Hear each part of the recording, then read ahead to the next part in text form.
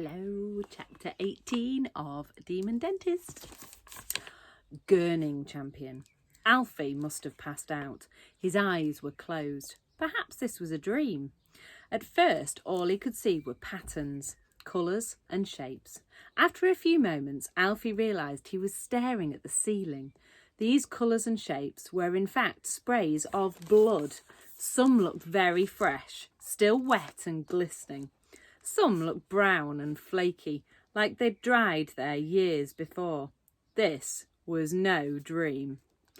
Alfie realised he was still lying on the dentist's antique chair. He must have been lying there quite a while, and his back was hot and clammy with sweat. Behind him, somewhere out of view, he could hear that sing-song voice again. This time it was counting. 18, 19, 20... What was she counting? With each number, he heard something small and solid, like a stone being dropped into a metal dish. 21. The final number was spoken with a particular flourish. Again, there was a chinking sound of something hitting metal. 21 what? Thought Alfie. He could feel that there was something different about himself, but he couldn't quite work out what. He started with his toes. He wiggled them. From there, he moved up his body. Ankles, check. Knees, check. Hands, check. Elbows, check. Shoulders, check. Neck, check. Then he moved his tongue around his mouth. Somehow it felt much larger now. Smooth too. Alfie traced his tongue into the furthest corners of his mouth. He could swear he could feel holes, great big holes that seemed the size of caves. It was then Alfie realised he had no teeth. The metal cuffs that had been holding his ankles and wrists had retracted back into the seat. The boy leapt up and banged his head on the huge hot lamp that had been hovering over his mouth earlier. Swinging his legs round, he jumped to the floor. On the trolley sat a dirty, old, cracked mirror. He grabbed it and held it up to his face. Alfie was sure the dentist was behind him, but she was nowhere to be seen in the mirror's reflection. Opening his mouth slowly, he could see only darkness inside. His gums were bare and swollen. The only future for him now, he found himself thinking, was that of a gurning champion. Gurning is the ancient art of pulling stupid faces. Champion gurners often have no teeth, even have them removed to make their features easier to manoeuvre. Alfie moved his face in front of the mirror. In horror, he discovered how easily he could look like a fish, a man who is sucking his own nose, an old lady who swallowed a fly, a walnut, a frog puckering up for a snog, and a puppet. Oh dear, look at those faces. Woken up now, have we? Said Miss Root brightly. From a corner of the room she turned to face him, her huge teeth glinting. What have you done with my teeth? Shouted Alfie. Well, that's what he tried to say. It actually came out as, what ha-hoo-ho, he-hi-he. I'm sorry? Alfie tried it again. What ha-hoo-ho, he-hi-he. Terribly sorry, child. I didn't understand a word of that. Is there something the matter? Oh, hoo, hum, hum, ha, ha, ha, yelled the boy. Hoo, hey, hey, how, hi, he. I still can't understand a single word you are saying. Would you mind writing it down here for Mummy? The dentist passed him a pile of appointment cards and a pen. He wrote down furiously on one, "What you done with my teeth?" it read. The letters were large and pointed and angry. Miss Root studied it for a while. I think what you're trying to ask, Mummy, is what have you done with my teeth? Alfie was fuming now. He was sure Miss Root knew full well what he meant. This was just another of her ways to slowly torture him. Wah, ha, hoo, hi, he. Please don't use that tone with Mummy.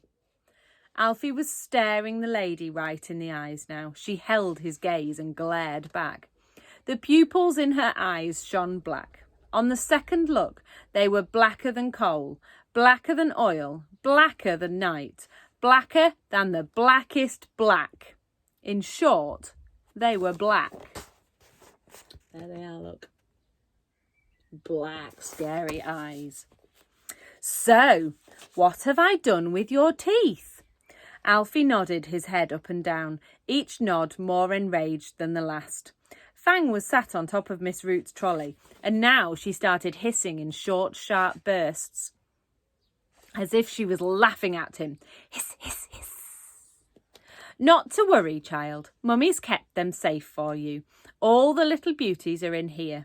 With that, she carefully lifted a little metal dish up to Alfie's ear and rattled it gently. The noise made her face light up with joy. Alfie peered inside. There were his teeth, every last one, all sadly piled on top of each other. Admittedly, they didn't look at all healthy. The years of missing dental appointments had taken their toll. They were all stained brown from too many sweets and fizzy drinks. However, did the dentist really need to remove every single one? Alfie finally realised what she'd been counting. His teeth. A 12-year-old boy is meant to have around 24 teeth, but Alfie had less than that. Mr. Ertwistle, the old dentist who died mysteriously, took out one all those years ago. After that, one or two had fallen out. Wah-hoo-hoo-hoo-hoo! Would you mind awfully writing it down again for Mummy? Miss Root gestured once again towards the pad of appointment slips. Once more, Alfie scribbled furiously. What are you going to do?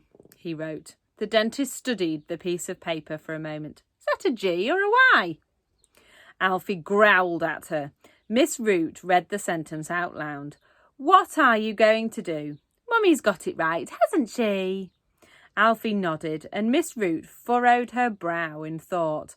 Well, normally, at the end of any appointment, I would come out with a normal dentist spiel. Come and see me in another 6 months. Don't forget to floss. Think about investing in an electric toothbrush, blah, blah, blah. But there's no need for you to do any of that, Alfie. You see, you don't have any teeth anymore, and they're never growing back. With that, the dentist guided the poor toothless boy out of the room before adding cheerily, Good day. Chapter 19, Frozen Paper. Alfie was lost. He knew where he was, but he didn't know where he should go. Home? He didn't want Dad to see him like this. It would upset him too much. School? This could be a brutal enough place at the best of times. The boy with no teeth? That's what he would become. Forever. Having a brace or big front teeth that made you look like a bunny rabbit was bad enough. Alfie realised there was only one place to go. Ding! The bell at the top of the door of Raj's newsagent rang as the boy entered the shop. It served to alert the shopkeeper that a customer was either coming or going. Also, it woke Raj up. He was a big, soft marshmallow of a man, and although he loved selling sweets, he loved eating them even more. After the rush of sugar following a mid-afternoon scoffing session, he would often fall asleep at his counter. There he is, fast asleep. Indeed, when Alfie entered this particular afternoon, Raj was snoring away with a gobstopper still in his mouth. A slick of the newsagent's spit was spreading out over the newspaper.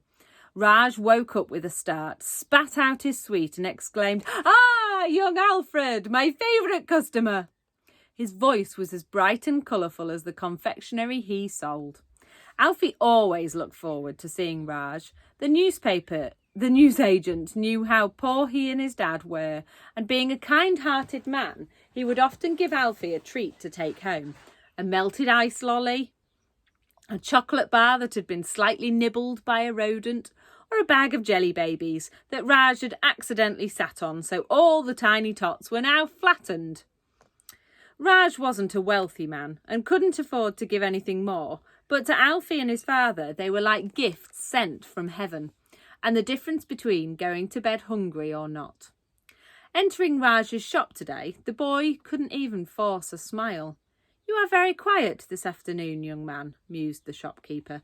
Squinting his eyes, he took a better look at his favourite customer. In truth, Raj had a lot of favourite customers, but calling them all that made them feel special.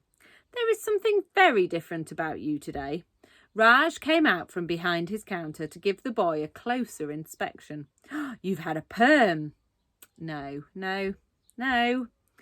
That thought was dismissed as soon as it had been thinked. You've had one of those far too orangey spray tans." No.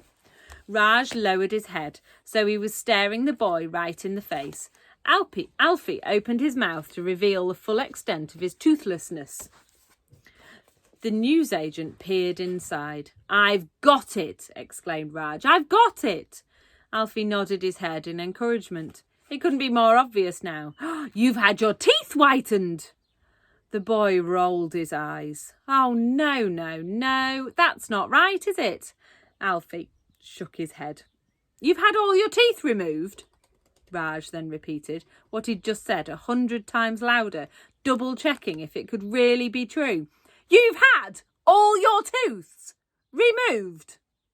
The man was so flabbergasted he needed to sit down and sank onto a large box of crisps. Unfortunately, he was far too heavy for it, and within seconds his weight... I've lost my place. And within seconds his weight had flattened the box completely, and he was lying on the floor. The bag of crisps had exploded, and tiny flakes of crisps now showered the shop. "Oh dear," said Raj as he tried to heave his generously proportioned bum off the ground. "Remind me to knock a penny off the price of those crisps," he added as he fumbled to his feet. "But why, boy? Why? Why have you had all your teeth removed?" Alfie had given up trying to talk for now and mimed the international sign language for pen and paper. "The bill? No. Pen and paper," guessed Raj. "I'm good at charades." The newsagent started rushing around his shop trying to find some paper and a pen. His shop was infamous in the town for being incredibly messy. It was never easy to find what you wanted, not even for the owner. "I think there are some post-it notes in the freezer cabinet, just under the chalk ices." He slid open the glass roof and reached inside. "I don't remember why I put them in there. At least they won't have gone off." Next, Raj scurried over to the other side of his store. A pen, he exclaimed. "I think I put one in a sherbet dip dab a while back. I ate the licorice stick, so I popped a black felt tip in. Not as tasty as the licorice, I'll grant you, but still an effective way of enjoying the sherbet." After a short while, Raj identified the correct dip dab and pulled out the pen. It was coated in the fizzy white powder. "Sherbet?" asked Raj as he offered Alfie the pen. "No." Alfie shook his head, so Raj licked it clean before handing it to him. "Slight taste of ink," he mused. "Otherwise fine. So tell me, young sir, what on earth happened?" 100 frozen post-it notes later, Raj had been told the whole story. By this time, Alfie was crying hard. What had happened to him had finally sunk in. Raj gave the boy a much-needed hug. The newsagent was big and fat and squishy. He was good at hugs. "You poor thing," said Raj as Alfie's tears soaked the man's bright orange shirt. "I'm so angry with that Miss Root. First she goes into local schools and gives out free sweets, taking away all my customers, and now this." Poor Alfie couldn't stop crying. Raj patted him gently, and the boy sniffed. "You can blow your nose on that Hello magazine. Now wait there, I have an idea." I wonder what his idea is going to be. We'll find out soon. See you later.